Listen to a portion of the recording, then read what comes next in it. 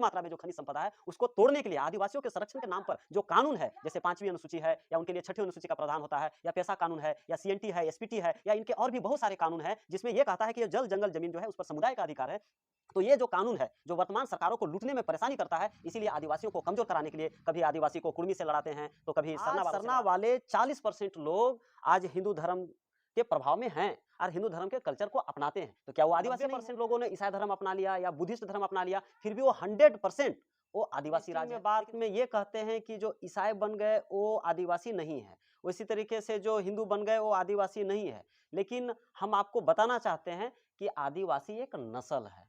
आदिवासी इसलिए नहीं कि कोई धर्म में चला गया या अगर हिंदू धर्म से प्रभावित हो गया या दूसरे धर्म में चला गया तो नहीं है। अब मैं इसी संघ वाले को कहता हूं कि असम या बोडोलैंड या उधर के जो कई सारे राज्य है जहां 90% लोगों ने ईसाई धर्म अपना लिया या बुद्धिस्ट धर्म अपना लिया, फिर भी वो 100% वो आदिवासी राज है। लेकिन झारखंड में क्या है रे भाई, झारखंड प्रयोगशाला बन गया है, तो यहाँ एक दूसरे को लड़ाने का बात चल रहा है। तो ऐसा इसलिए भी चल रहा है ताकि यहाँ जो जल जंगल जमीन और प्रचुर मात्रा में जो खनिज संपदा है उसको तोड़ने के लिए आदिवासियों के संरक्षण के नाम पर जो कानून है, जैसे 5वीं अनुसूची है या उनके लिए 6ठी अनुसूची का प्रावधान होता है, या पेशा कानून है, या सीएनटी है, एसपीटी है, या इनके और भी बहुत सारे कानून है जिसमें यह कहता है कि ये जल जंगल जमीन जो है उस पर समुदाय का अधिकार है।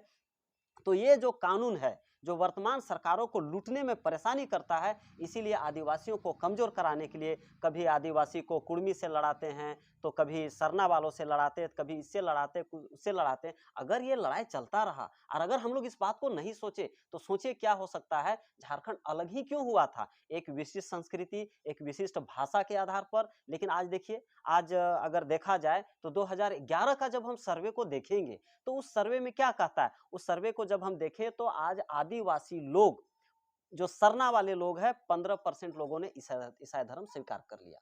अगर उसको डिलिस्टिंग के नाम पर हटा दे तो वो तो 15% घट जाएगा। आज सरना वाले 40% लोग आज हिंदू धर्म के प्रभाव में हैं और हिंदू धर्म के कल्चर को अपनाते हैं, तो क्या वो आदिवासी नहीं है?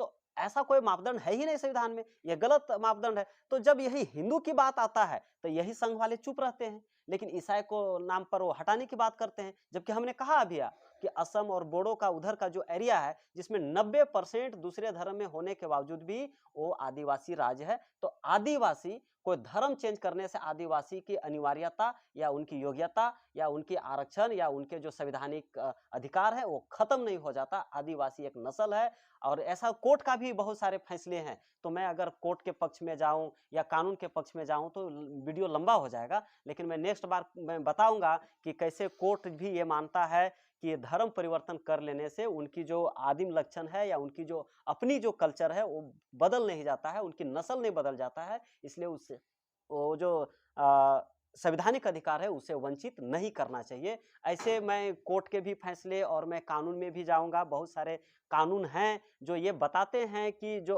अन्य धर्मों वाले में जो कानून लागू होते हैं वो हमारे आदिवासी में लागू नहीं होते। तो जो जो चीजें आदिवासी कानून जो आदिवासियों पर लागू होते हैं वैसे तमाम कानून कुर्मी में भी लागू होता है। तो कुर्मी भी आदिवासी है, लेकिन इस बात को हम तथ्यों के आधार पर देखने के बजाय, हम डॉक्यूमेंट्स पर देखने का आधार या फिर हम ग्राउंड लेवल में देखने के बजाय हम सिर्फ जो अभी जो टकराहट चल रहा है या एक दूसरे से लड़ने की जो चल रही है, इन चीज़ों का न अथी करके हमें तथ्य को देखना चाहिए, ग्राउंड लेवल पर देखना चाहिए। इनकी संस्कृति, इनके हर एक चीज़ जो आदिवासी का जो मापदंड होता है वो फुलफिल करता है कि नहीं करता है, इन चीज़ों को जब हम देखेंगे तब हम पाएंगे कि कुर्मी आदिवासी है। और अगर कुर्मी आदिवासी के एसटी सूची में शामिल हो गया, आदिवासी तो है ही लेकिन एसटी सूची में अगर शामिल हो गया तो झारखंड को क्या मिल सकता है और झारखंड कैसे एक सशक्त राज्य बन सकता है, एक विकास का एक मजबूत आधार बन सकता है, इस पर हम कभी बाद में बात करेंगे। इतना ही बातों के साथ मुझे उम्मीद है कि आपको हमारी ये जानकारी